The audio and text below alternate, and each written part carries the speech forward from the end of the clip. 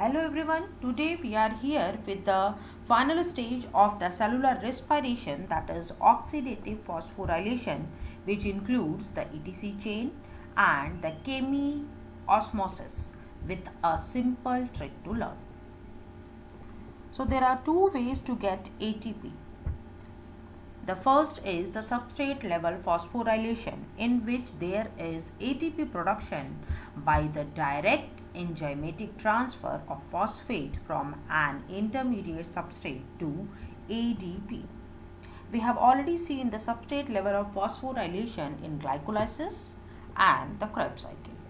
In glycolysis, there is substrate level phosphorylation at the step of phosphoglycerate kinase and pyruvate kinase. In Krebs cycle, there is production of GTP at step number 5, which directly produces ATP, and this is also a substrate level phosphorylation. The second type is oxidative phosphorylation, in which there is ATP production which is coupled to the exergonic transfer of electrons from food to oxygen. The oxidative phosphorylation is the final stage of the cellular respiration, and it consists of the ETC chain, which is also known as electron transport chain, and the chemiosmosis. And both of these ATP synthesizing systems are located on the inner mitochondrial membrane. The electron transport chain is a series of protein complexes that transfer electron from electron donor to the electron acceptor via redox reaction and couples the electron transfer with the transfer of protons across the membrane. Chemiosmosis is the movement of ions across a semipermeable membrane bound structure down their electrochemical gradient, that is the formation of ATP by the movement of hydrogen ions across the membrane during cellular respiration. Let's understand it with the help of a figure. We have already discussed about the glycolysis, which occurs in the cytosol. Glucose is metabolized to two molecules of the pyruvate, and two substrate level of ATPs are produced with the production of NADH at different levels. This is the linking step between the glycolysis and the Krebs cycle. That is the pyruvate dehydrogenase complex, which produces acetyl coenzyme A, and two molecules of NADH are also produced with acetyl coenzyme A. This acetyl coenzyme A goes to the Krebs cycle, and here also there is substrate level of ATP formation in the form of GTP, and also there is production of NADH and FADH2 at different levels. All these NADH and FADH2 produced at different levels will then go for the oxidative phosphorylation.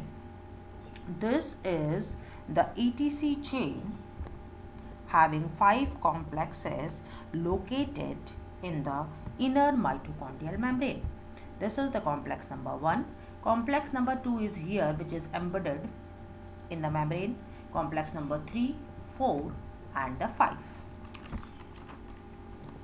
So ETC chain is nothing but it is a cluster of protein and organic molecules which transfer electrons through a membrane to create a gradient of protons that creates or generates ATP or energy that is needed in the metabolic process of the cellular function.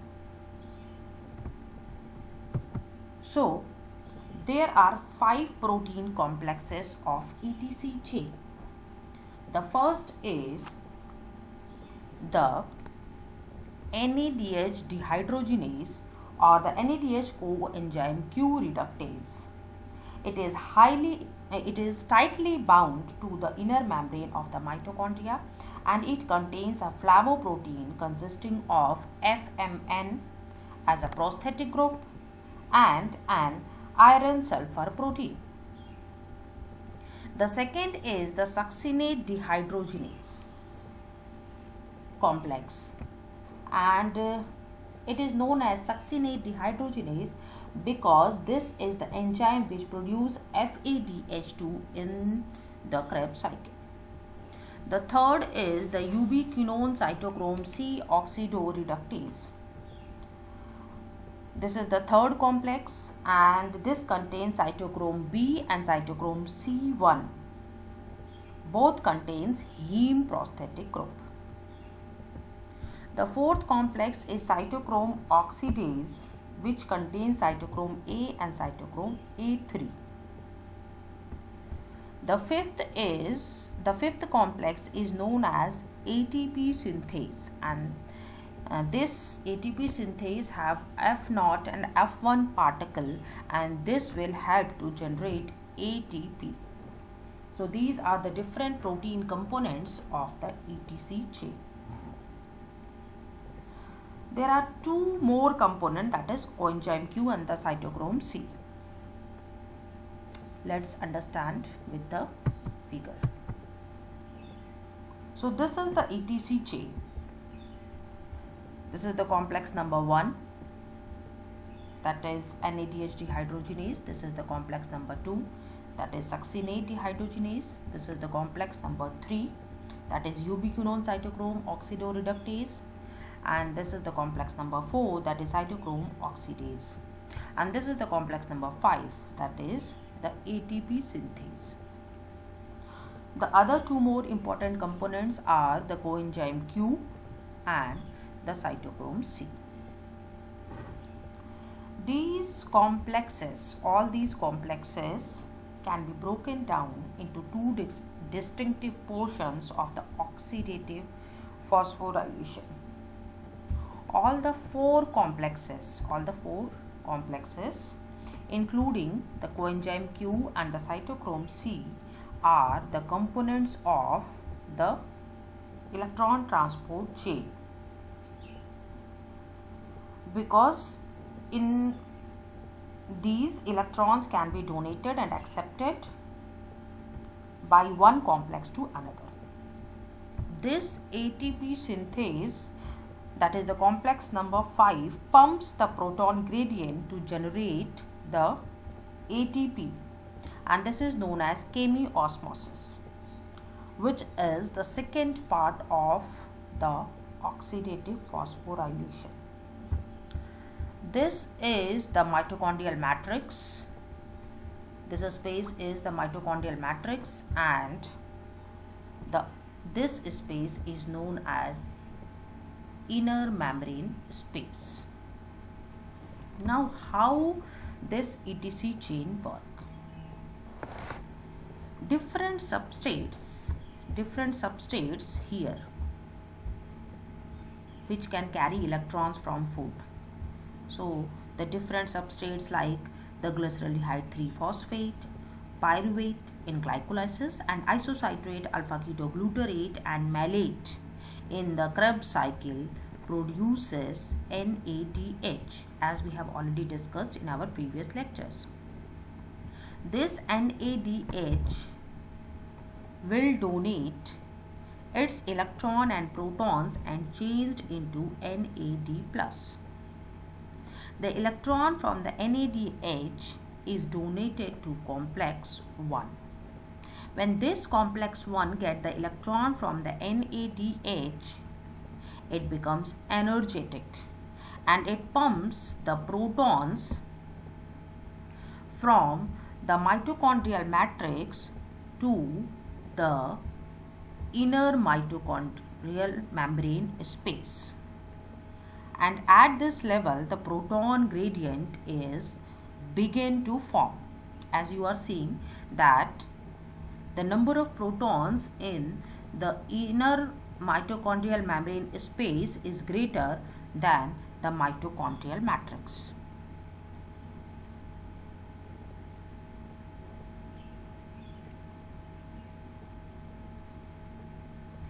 So NADH, so complex number 1 pumps 4 protons. The number of proton pumped here is 4 from the mitochondrial matrix to the inner membrane space. Now the electrons from the complex 1 is passed to the coenzyme Q. Now what is happening here in the complex number 2? The substrate like succinate will produce FADH2 from the Krebs cycle and it reaches to the complex number 2. This FADH2 give its electron to the complex number 2 and change to FAD. But this complex 2 cannot become as much as energetic that it pumps the proton from the mitochondrial matrix to the intermembrane space because it is embedded in the mitochondrial matrix as we have seen in the last picture. Now, this is important to note that this coenzyme Q is a common acceptor of electron from the complex number 1 as well as complex number 2. Now, the electron from the complex number 1 and 2 is accepted by coenzyme Q, which is then passed to the complex number 3. When complex number 3 gets electrons, it becomes energetic and pumps the proton from the mitochondrial matrix to the inner membrane space, similar to the complex 1. It also pumps 4 protons from the mitochondrial matrix to the inner membrane space. At this time, you are observing the accumulation of the proton. Here 4 proton, here also 4 proton. So at this time, you are observing the accumulation of the proton in the inner membrane space, which is continuing to the formation of a big proton gradient. Now the complex 3 donate its electrons to the cytochrome C. Cytochrome C donates its electron to the complex number 4. The complex 4 becomes energetic to pump the proton from the mitochondrial matrix to the inner membrane space.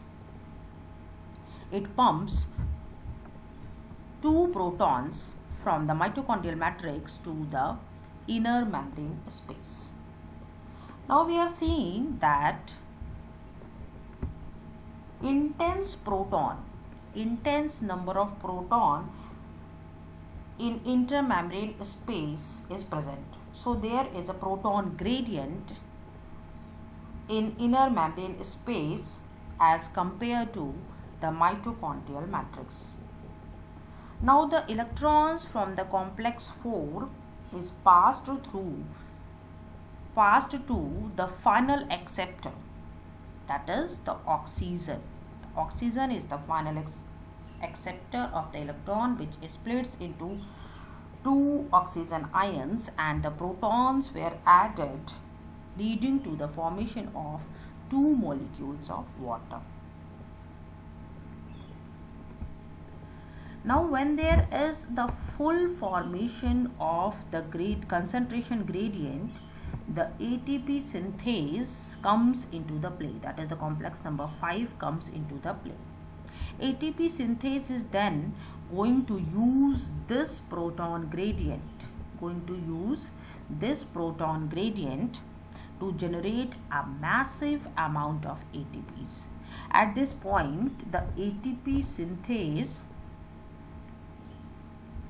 takes advantage of this proton gradient which has been created by the complex number 1, complex number 3 and complex number 4.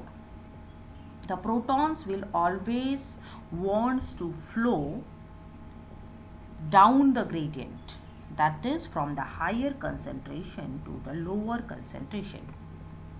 So protons will flow from the inner membrane space down the ATP synthase back to the mitochondrial matrix. When they do this, it is the energy which converts the ADP to ATP. And that is how the energy in massive amount is formed. It is because of continuous flow of protons from the proton gradient, and the cycle continues to the production of ATP so long as NADH and FADH2 are being obtained from the glycolysis and the TCA cycle and the linking step. Now, by using a simple mnemonic, we can learn this cycle that mother cooked 442 dishes with water and ATP for the twins NAD and FAD. I am repeating, mother cooked 442 dishes with water and ATP for twins NAD and FAD. NAD and FAD stands for the NADH and the FADH2, which are used to donate the electrons. Cooked stands for the coenzyme Q. CO from the cooked is taken as coenzyme Q, which is a mobile electron carrier. Water and ATP are synthesizing. They are the main product, that is the water and the ATP. And 442 stands for the movement of the number of protons from the complex number 1, complex number 3 and complex number 4.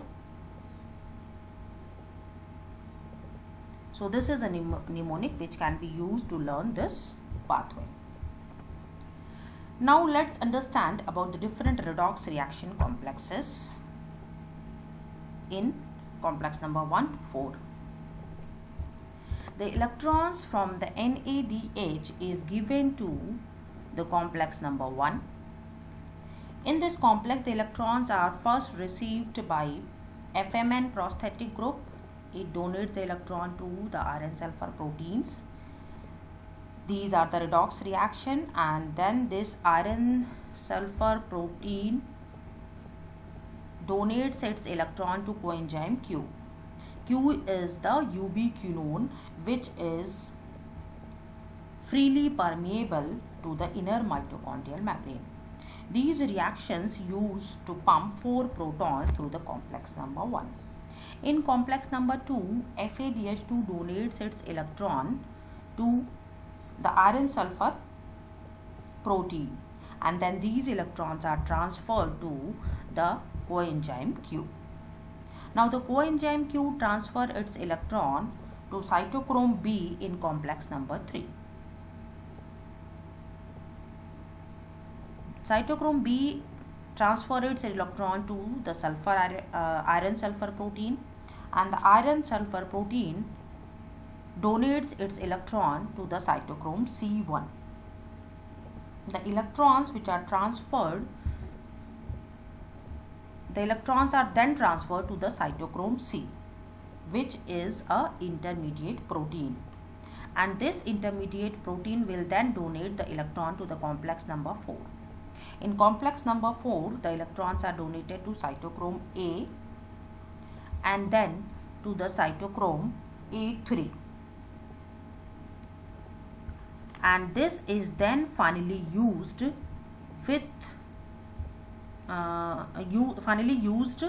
by oxygen to form water. So all these are the different redox reaction in the complexes 1, 2, 3 and 4. Now coming to the energetics.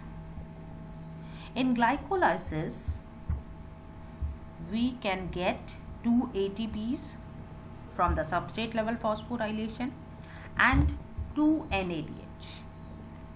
Then the pyruvate is converted to acetyl coenzyme A, and here again we can obtain 2 NADH. In Krebs cycle, there is a production of 2 GTP, which is also a substrate level phosphorylation, and we can get 6 NADH and 2 FADH2. and all these reducing equivalents are then metabolized in ETC chain or metabolized through oxidative phosphorylation, and in a total we can get 20 ATP from the citric acid cycle, 7 ATP from the glycolysis, and the 5 ATP from the pyruvate dehydrogenase complex. So in a total 32 ATPs per molecule of glucose is produced, which is passed through all the biochemical processes. Now coming to the inhibitors and uncouplers. There are different inhibitors which can inhibit ETC chain at different steps, like rotenone. Rotenone is a drug which can inhibit the complex number 1. Antimycin is a drug which can inhibit the complex number 3. Cyanide and carbon monoxide will inhibit the complex number 4, and the oligomycin will inhibit the ATP synthase. So these are the various drugs which can inhibit the ETC chain at different complex level. Now the ETC chain is coupled with oxidative phosphorylation, and there are certain compounds that can uncouple the ETC chain from the oxidative phosphorylation, and these compounds are known as uncouplers.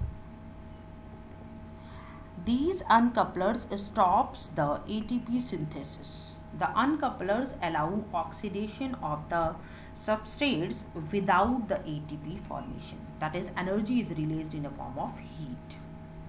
The first example is DNP, that is 2,4-dinitrophenol. It is a proton carrier and can easily diffuse through the inner mitochondrial membrane. The other examples are the dinitroglycerol, pentachlorophenol, trifluorocarbonyl cyanide phenylhydrazine, that is FCCP. There are also various other physiological uncouplers like thermogenin, thyroxine, long chain fatty acids. So this is all about the oxidative phosphorylation. If you like this video, please do subscribe my channel and share with your friends. Thank you for your time.